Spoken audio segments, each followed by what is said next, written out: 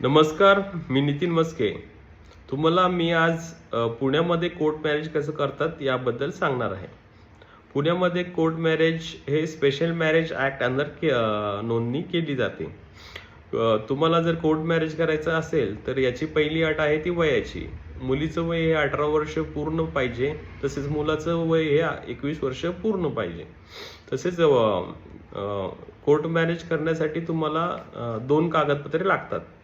एक तर तुमचा वयाचा पुरावा आणि एक रहिवासी पुरावा. रहिवासी पुराव्यामध्ये तुम्ही Aadhaar card, election card, voting card, electricity bill या डॉक्युमेंट म्हणून तुम्ही रहिवासी पुरावा म्हणून देऊ शकतात.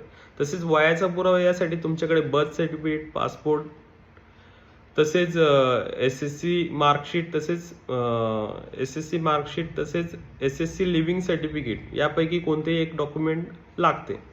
तसेच कोर्ट मॅरेज करण्यासाठी तुम्हाला 3 विटनेस यांची गरज लागते.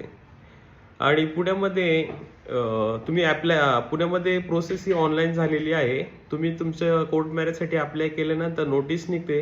नोटीसचा कालावधी हा 30 दिवसाचा असतो.